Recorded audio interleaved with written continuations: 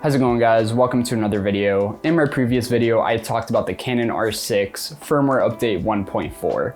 At the end of the video, I mentioned something I had mentioned a few months ago in another video about the biggest problem with this camera and what I want to see from Canon next in their next firmware update, which is adding video settings to the custom dials, the three custom dials that we have on the camera. The reason this is an issue for me is because I occasionally shoot on Sony. I'm shooting on a Sony a7S III right now. I used to be a Sony shooter, and one of my favorite things compared to Canon on these cameras is, number one, they do have an SNQ mode, which is really convenient, and then there are 3 custom mode dials that you're able to set all your video settings to, as opposed to this, which you can only really set still settings to these custom dials. But after mentioning it in my last video and the video I made a few months ago, I've gotten a lot of comments and people asking me how I set up this camera for hybrid shooting, and I get DMs on Instagram pretty often of how I set up this camera for hybrid shooting. And while it's not as efficient as Sony, it is a workaround and I've been able to get used to it so far. So I'm going to show you kind of how I set up this camera for hybrid shooting, photos, and video. I'm going to try to make this video as quick and concise as possible. So if you're an R6 user, stick around, and I hope you find it useful and beneficial. And if you do, please don't forget to comment, like, and subscribe. Enjoy the video, guys.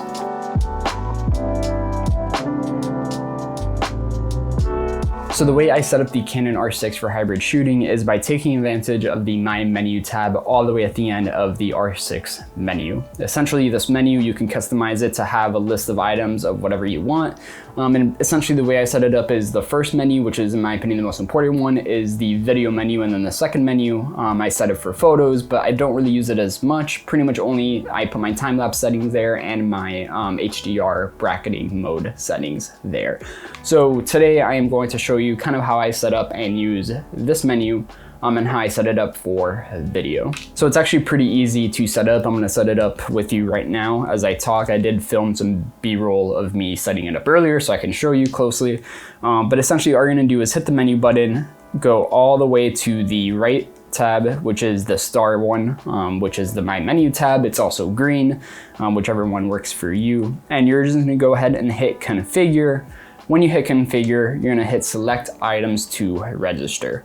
And then pretty much here you have the entire list of menu items that are in your Canon R6 menu, and you can set them up however you want. I'm gonna tell you the way I set them up.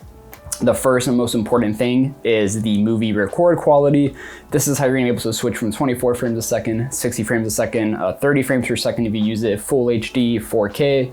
All of your record settings and frame rates are going to be here. So you want that to be the very first thing in the list. And then you're also gonna be able to have your high frame rate, the 120 frames a second option here as well. Moving on from there, I like to put the Canon log setting second because most of the time I am shooting in C-Log. However, there are times that I choose not to shoot in C-Log and I rather just have it there for quick and easy use. After that, then I choose to put white balance. You know, if you choose to shoot auto white balance all the time, you probably don't need to have the white balance third on the list. You can probably put your sound recording or something else there. I choose to have it third on the list because I'm switching pretty often. I'm switching my white balances depending on what I'm shooting, or I'm just shooting auto, but I like to have the option quick and easy to use and just to get to very easily.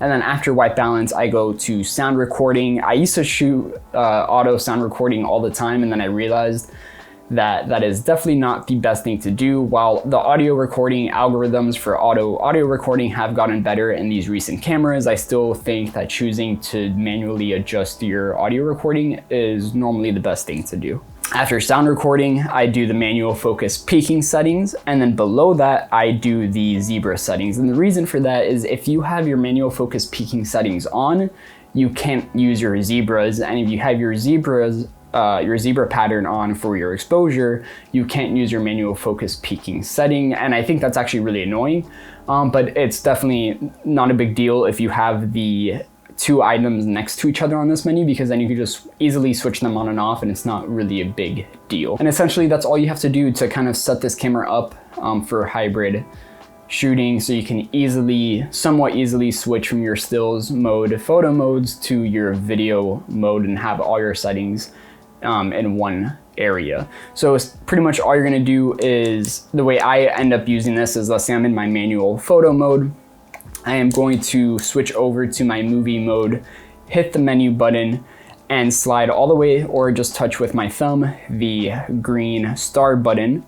And right here, I'm able to just switch really quick from, 60 frames a second to then 24 frames a second, and just adjust my shutter speed, and I'm ready to record. Let's say I want to switch from 24 frames a second to 60 frames a second. Again, all I have to do is hit the menu button. If you exited the menu from the Star My Menu tab, then when you hit menu again, you're going to be in the same menu, which is convenient. So going from 60 frames a second to 24 frames a second, all you have to do is hit menu. It's the first item on the list, switch your frame rate, switch your shutter speed, and you're good to go. And then the rest of the settings are there, just at, easy to get to, and it's not so much of a pain. And I hope that makes sense. I know it's not as easy as, let's say, on Sony. If I'm shooting 24 frames a second and then I want to go to slow motion, I can just hit S and Q, or I can set up other frame rates on the dial, and all I have to do is turn the dial and I am ready to go. However, I think this is not as convenient, but it's definitely something to get used to, and it's really not so bad at the end of the day. So somebody in the video I filmed a few months ago where I was talking about this problem showed me and posted a video in the comments about what he does and why he thinks it's not a big deal. And essentially what he does is, instead of using the My Menu tab like I'm telling you to do, he just uses the Q button on the back of the camera. And when you hit the Q button, you have several options. When you're in the video mode, you can choose manual or auto exposure, your focus settings, your sound recording, white balance, where you're recording, all of that stuff. But the most important thing here is the frame rate option. So if you hit Q, you can see that you can choose your frame rate from this menu. The reason why I don't use this is I actually just don't like the, the UI user experience of having all your frame rates at the bottom and you're only able to see 4, but it's really not that big of a deal. You can just scroll through either with your thumb or with the joystick on the back of the camera, and you can hit 24 frames a second IPB, you can hit 60 frames a second IPB. I do wish, obviously there's a lot of recording options for frame rates and quality, so I wish I could choose to have 24 frames a second and 60 frames a second 4K right next to each other, because those are really the only two record options I use on this camera. But that is another option for you to use. Big thank you to whatever his name was who commented on my video.